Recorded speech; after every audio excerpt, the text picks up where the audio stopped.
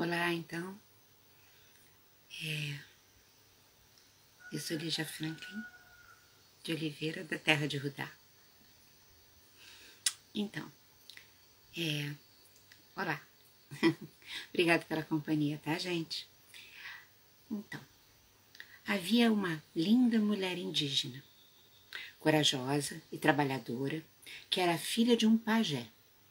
Seus irmãos tinham muitos ciúmes e inveja das suas habilidades e inteligência, pois a moça percebia o que as outras pessoas não tinham reparado, e com isso ela resolvia questões e criava coisas diferentes, incríveis, e as pessoas em volta ficavam muito admiradas e acabavam gostando e admirando e gostando muito dela.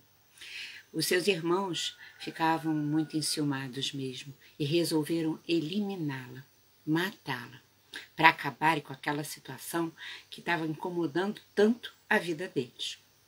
Como a moça era muito sensível e intuitiva, ela sentiu o que eles fariam, ela percebeu, ela intuiu e ficou sempre alerta.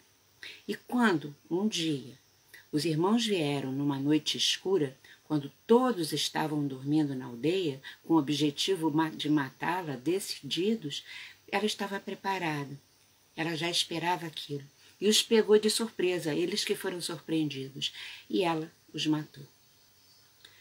Bem, aquilo foi muito sofrido para ela. Mas mais sofrido ainda foi o que veio depois. Porque o pai ficou furioso com ela e se colocou completamente contra a moça. Ela, desesperada, fugiu para dentro da floresta. Mas esse pai, que estava tão furioso, porque tinha perdido seus filhos e não pensava em nada na filha, chamou vários guerreiros da tribo e ordenou que a caçassem como se ela fosse um verdadeiro bicho. E aí o horror aconteceu. Eles acabaram descobrindo onde ela estava e a prenderam. Ela ficou apavorada. O pai, então, muito friamente, decidiu que ela devia ser jogada nas águas no encontro entre o Rio Negro e o Rio Solimões, bem onde nasce ali o Rio Amazonas, o nosso Rio Amazonas, porque ele tinha certeza que nesse ponto do rio ela se afogaria e seria castigada. A vingança dele seria realizada. Ocorre, então, que isso foi feito. No determinado dia, os guerreiros a levaram até lá e a jogaram, exatamente no lugar que o pai havia indicado. E voltaram, todos com uma tarefa resolvida, e o pai continuou a vida da aldeia. Mas quando ela foi jogada dentro d'água, os peixes dos rios se juntaram e resolveram ajudá-la. Eles estavam muito comovidos com aquela história, porque eles sabiam do que tinha acontecido com ela. E eles estavam comovidos com aquela injustiça e sabiam muito bem que ela não tinha feito nada demais. Então, eles resolveram ajudá-la assim. E aí, como acontece nas histórias mais incríveis, misteriosamente, a moça se transformou em parte humana e parte peixe.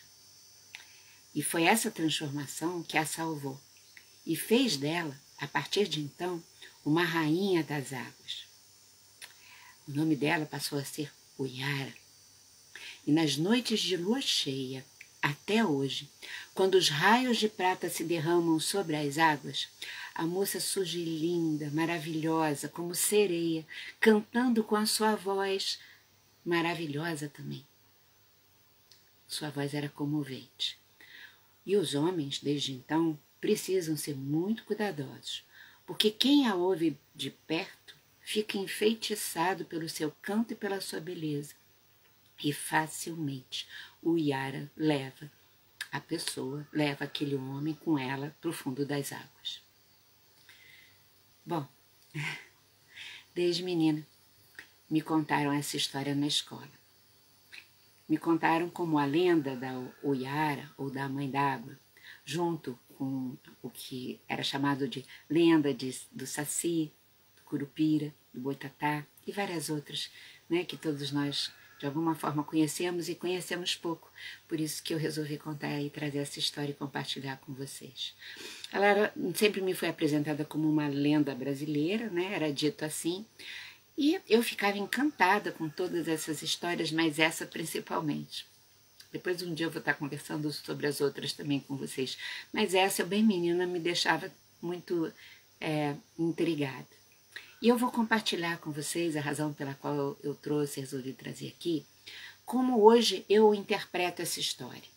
Além do aspecto cultural, poético, e considerando também que muitas interpretações são possíveis, né, gente? Eu vou compartilhar com vocês o meu olhar sobre essa história, que eu acho que foi a razão pela qual me fascinou tanto quando eu era menina, mas eu ainda não conseguia entender por quê. Eu acho que ela mexia lá com as minhas profundezas e até com o caminho que eu resolvi seguir depois de adulta, né? E essas coisas acontecem assim mesmo. A gente, na infância, a gente se depara, no geral, com todos os temas da nossa vida inteira, né? Então, nós sabemos como é comum o aspecto racional, objetivo, que a gente vai nomear de masculino, de força masculina em homens e mulheres. E a gente sabe como é comum que essa força masculina, seja em homens e também em mulheres muitas vezes, desvalorize e aniquile o nosso lado sensível, profundo e intuitivo, como a história conta através da saga da Uyara, do seu pai, dos seus irmãos, né? Dos guerreiros lá também. Alguém podia ter se levantado a voz e dito que não ia fazer aquilo, né? Na defesa dela, mas ficou tudo em silêncio. É bom que a gente perceba que nem a mãe aparece na história, só aparece a Uyara e nem nenhuma outra mulher, né? Então, isso também é significativo.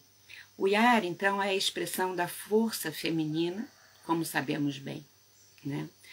Que, né, masculino e feminino, e que ocorre uma cisão entre essas duas forças na maioria das pessoas nas sociedades patriarcais, desde a antiguidade até hoje, né? Em um grande número de culturas.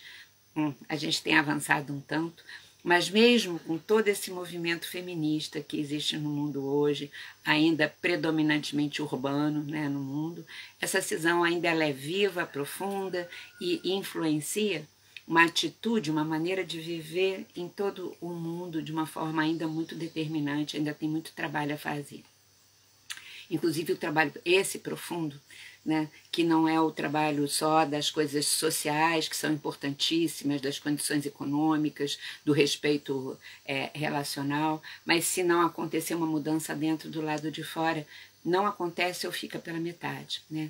E é isso que me move trazer a história da Uyara para compartilhar aqui com a gente, né? Então, essa cisão ainda é muito viva e é muito profunda, né? A racionalidade objetiva masculina, né, teme não saber lidar, como eu até comentei no tema de trabalho dessa segunda-feira passada, né? Essa força masculina tem medo de não saber lidar com os conteúdos do interior do ser. Isso na maior parte das pessoas. Esses conteúdos do interior do ser é o Yara em todos nós. Então, ou é o feminino, né? E quer se livrar de tudo isso. O masculino se sente ameaçado por esse não saber lidar. Quando isso acontece, o aspecto feminino é reprimido, como a gente bem sabe. Ele é interditado, inclusive nos homens, né? Que tem que ficar secos, durões, aquelas coisas todas que a gente está careca de saber, né? E que tudo uma inverdade, né? Então, esse feminino é interditado, é empurrado, mergulhado, né, para o fundo do nosso inconsciente pessoal e coletivo, como se fosse aquele ponto lá do rio que começa o Amazonas. Ele é empurrado para lá, para aparentemente não se manifestar mais. Acontece que a gente já sabe que todas as forças que nos constituem, as forças da alma, psíquicas, elas nunca desaparecem. Elas podem ser reprimidas, jogadas lá para baixo do nosso inconsciente, mas elas continuam vivas lá. O que é muito mais complicado porque elas causam movimentos dentro da gente, a gente não sabe de onde vem aquilo e tende aquilo a se manifestar de uma forma complicada. Então, essa força feminina, ela não desaparece quando acontece isso, né? E ela é protegida por alguns conteúdos psíquicos nossos, né? Exatamente para que ela não desapareça, para que ela se sustente, que são os peixes da nossa história, né? E essa força, o Yara, da nossa narrativa, ela passa a conviver intimamente com o mundo das águas interiores, o mundo psíquico, tornando-se senhora, então, dessa nossa dimensão interior. Em condições propícias, quando há uma disposição, quando do lado de fora acontece alguma coisa, né, que faz com que se entre em contato com o corpo psíquico emocional, na história é a lua cheia. E a gente sabe, né, gente, astrologicamente, que a lua cheia faz a gente ficar com as emoções mais à flor da pele mesmo, né? Isso é constatado.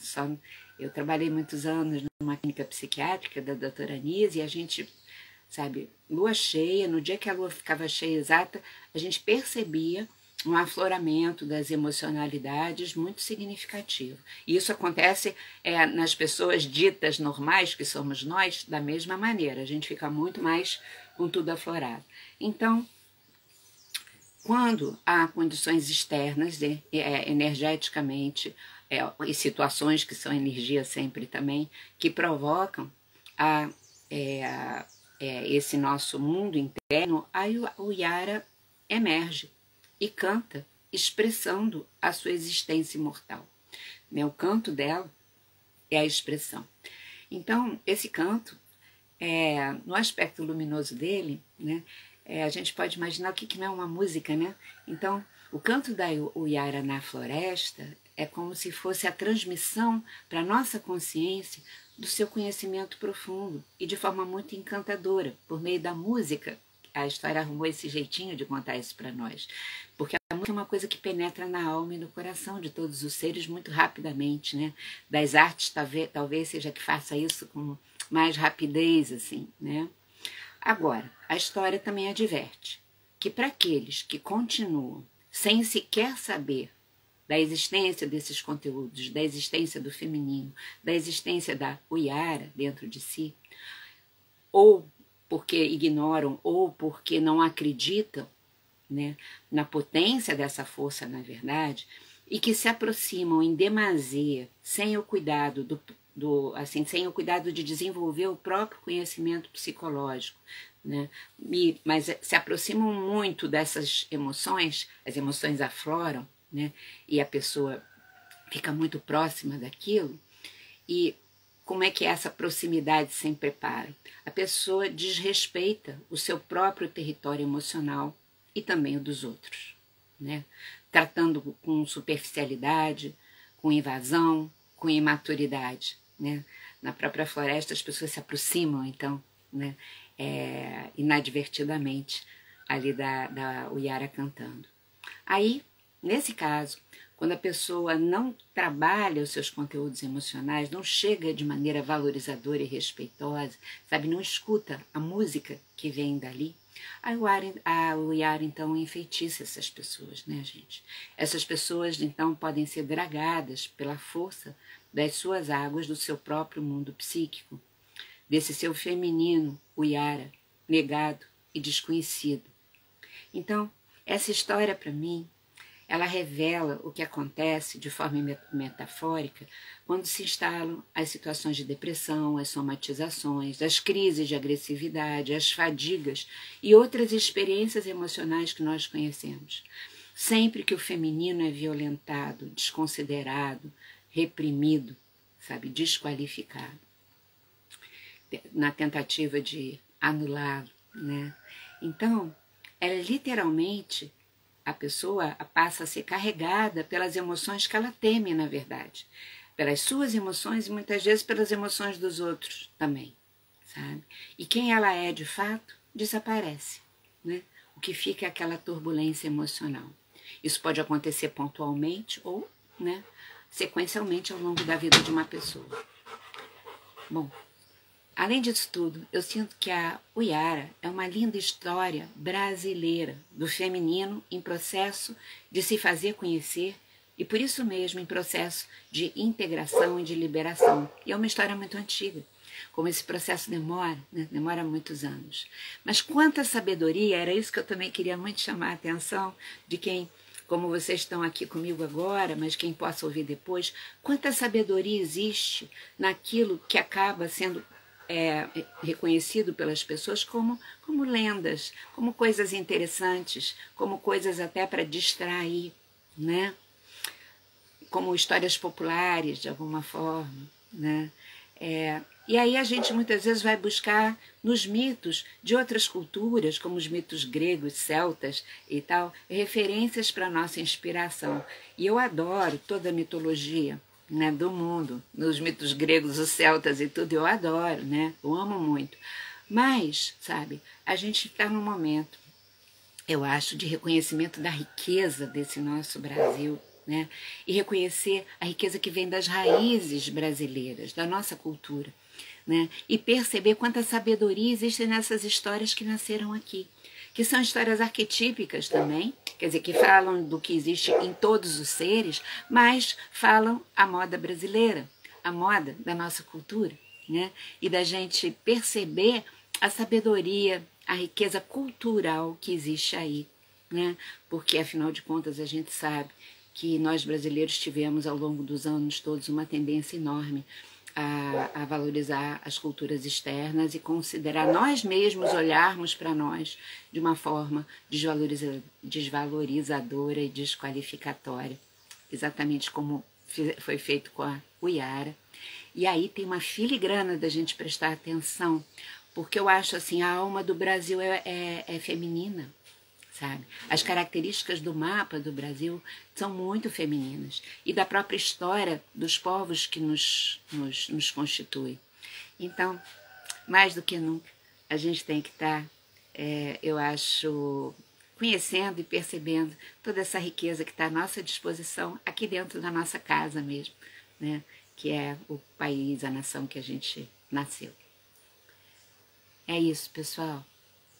Um beijo muito grande. E que o feminino dentro de cada um de nós possa ficar forte e que a gente seja o primeiro a reconhecê-lo, respeitá-lo, vivê-lo, seja homem, seja mulher, seja qualquer orientação sexual. Porque, na verdade, essas duas forças, feminino e masculino, são primordiais. Elas existem dentro de qualquer pessoa, qualquer que seja a sua orientação, a sua sexual, a sua escolha na vida, né? Então é isso. Beijo. Os cachorros estão chegando aqui, não sei se vocês estão ouvindo aqui uma ofegação, querendo participar da nossa conversa. Desejo que vocês tenham um bom fim de semana e que a gente esteja se encontrando a qualquer hora, tá bom? Beijo e beijo. Tô indo. Que bom, que bom. Beijo, gente.